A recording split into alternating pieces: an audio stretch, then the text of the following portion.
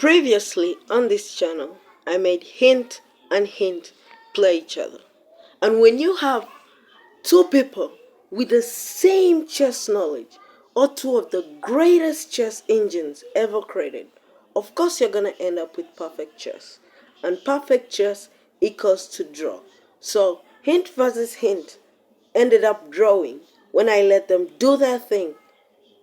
But now, I told myself, I told you guys in the other video that next up I'm gonna try to make hint play the alien gambit. So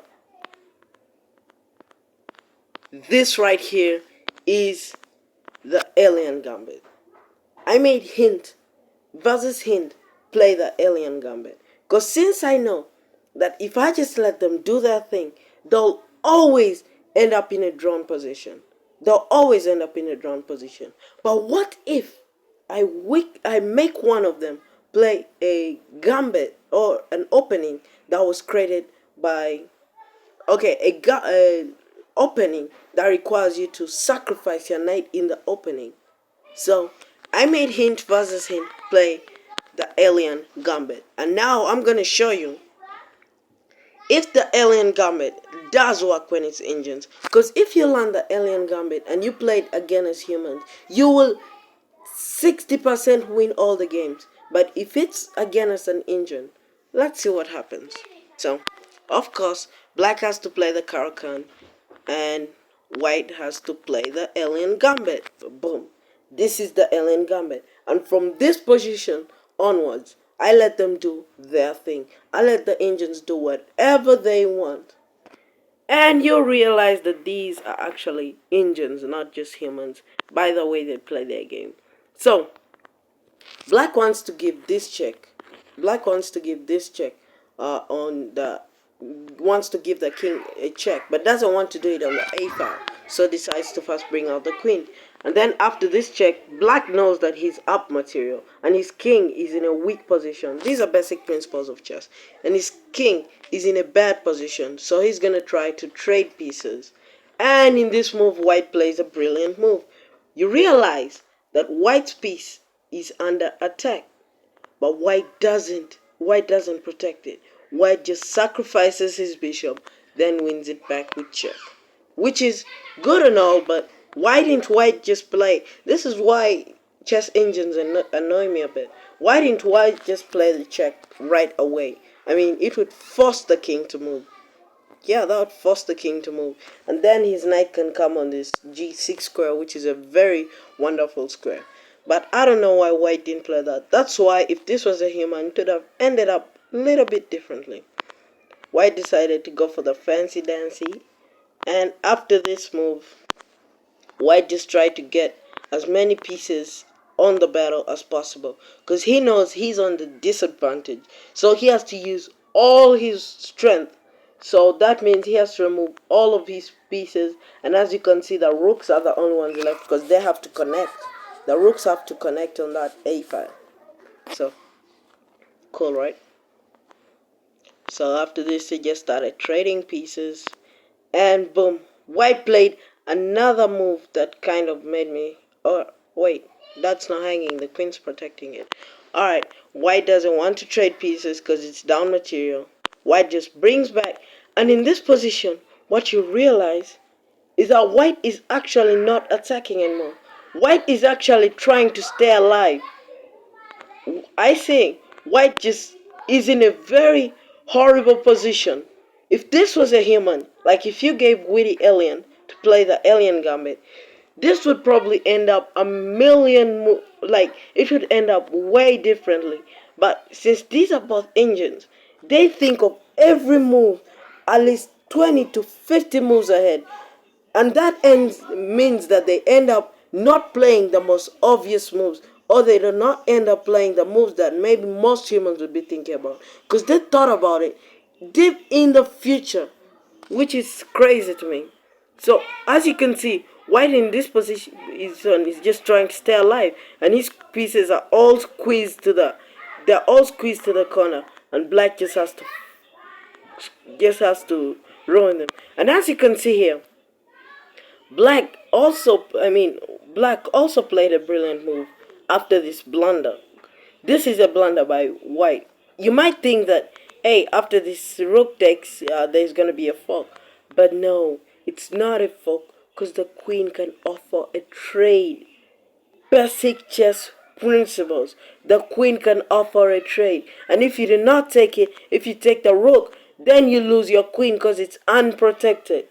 And if you take it, then now the rook is no longer hanging. So you just lost a pawn for a fork that didn't even work out. Like, what were you even thinking to play that fork? Like, black could just take it with the queen anyways. Doesn't have to take it with the rook. Computers are so annoying. So, yeah. So, before you fuck somebody, first see if they have a way to, especially if it's not with a knight. If it's a knight, usually there's like a check with it. So, you, the opponent has to give up that piece. But if it's a fork like this, first think about it. Is there a way the opponent can counterattack it? Yeah, there is. And now black is gonna force a trade, and that's not what you want at this point. You do not want a trade. You're losing, and at this point, look at what white is playing. At this point, basically, if this was me, I'd probably go to knight to g, knight to f5. That's a very good square for your knight, cause it is a very active square. In case of any attack stats, then that knight is very good in that square.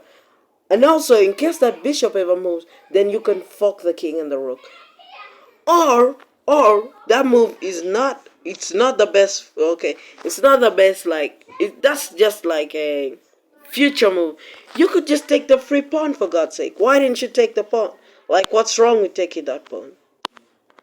I mean, this is not stockfish. This is just hint. So let's just, yeah.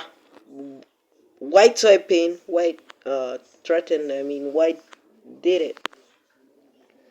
And yeah, then this move here was played by black. I thought he was gonna try to like double up his rooks, but if you're doubling your rooks, it won't work because of that bishop in that diagonal. But yeah, white finally played the move I told you guys. Remember, this left square is so good for your knight. So play it and push your pawn to g4.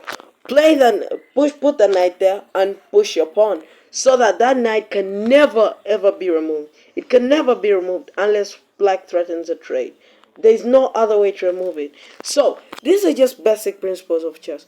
Put your knight, not only your knight, put your bishop, your knight, your rook, everything in a square where they're all active. Put them in active squares. Putting your knight there would be good. Putting your knight there, then putting your your g pawn on g4, then maybe moving the queen up to g2. Yeah, such good principled chess.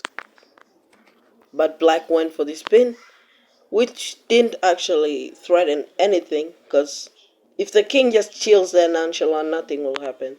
But yeah, white finally saw me and played this wonderful move right here. But that move doesn't threaten anything except the fork on d6. But the bishop is still there. So, what are you gonna do? Nothing. Just cry. See what I told you guys? See what I told you? And guys, I'm not using any lines. These are just me coming up with the moves. So, yeah. After this, see, black threatens the knight. This is not even a threat, because it's more of a threat. Black is threatening take your knight, but his bishop's also hanging. So after you protect your knight, now the bishop is hanging. So, yeah, that was less of a threat and more of a threat. So after this move, they just started scrambling a bit, and game went on. But as you can see, white probably finally realized that, hey, I'm playing the alien gambit here. Let me make a pawn breakthrough. Crazy shit. But yeah, black decided, hey, I don't want that pawn. I want this other one. And you have to take, because if you don't take, then black is going to take and he's going to have a pass pawn. So, yeah. Then black took that pawn because it was hanging. I mean, wasn't it hanging the whole... No, it wasn't. That's why he played this move to make it hang. Yeah. After this, now white is just dead lost in this move. I mean, white is just dead lost. Do you know why white is losing so bad now? Because white just keeps trading, yet he's down pieces. Like, I don't even understand why white didn't take the pawn. Like, just take the free pawn, bro. Take the pawn, take the pawn. Take the pawn on g5. I mean, I know the reason he didn't play that pawn, take that pawn. Like, the reason he didn't take the pawn on g5 is because rook to c1 would force a rook trade. But that's the point. In the end of the day, you're gonna have to trade because your opponent's playing so well. So just take the free pawn. So at least you're not down, 3 points of material. At least be down 2 points of material. So just take the free pawn and just accept the trade. And just take the trade because it's forced anyways. Wait, it's not a forced trade. The bishop was in that diagonal. Why didn't you take the pawn? That's crazy. Like, if you take the pawn, that is not even a forced trade. I didn't even see it. The bishop can take the rook. So, what the hell? Hint was just giving me a headache in this game. Alright. Just playing normal moves. Why did he play that? Like, I do not understand up to now. Why did you just give up your rook? I mean, look. Alright, let me try to explain it. Based on how I see it. Based on how I see it. There's gonna be a checkmate here. There's gonna be a checkmate on if the rook ever comes to h3. So, white decided that there's gonna be a checkmate. Rook comes to h3, bishop defends, rook takes the bishop with check, and yeah, white just loses a bunch of material. Then knight to e2 will be checkmate. But white realized that if I put my bishop here, if he takes with a rook, then I get a check. Yeah, I get check. Me need to give check. This is just beginner reasoning. I wouldn't expect this from him. And also, white is like, if he takes with a pawn, then his rook can never join the play. But this is just bad, like real bad. But yeah, black first throws in the check, then takes the bishop. But now, white gets the check. But after that check, now what? Now what? So annoying. So yeah, this was basically see, and he again sacrificed another piece. Like, why is this gonna be even? It's not even stalemate. Like, most cases in endgames, when you sacrifice the only pieces you have, it's usually because maybe there's a stalemate somewhere. But no, there wasn't even stalemate. Yeah. And now there are a million ways to checkmate with black, but black chose this one. And ladies and gentlemen, that's what happens when you make hint versus hint play the alien gambit. You get a crazy stupid game by white. I mean, you've seen with the alien bit grandmasters with this opening. Surely it's OP, but I guess that's how AIs work. I guess that's how computers work. They just play what they think is the best move. I mean, they are the best moves. They're the ones which analyze their games in the end of the day. But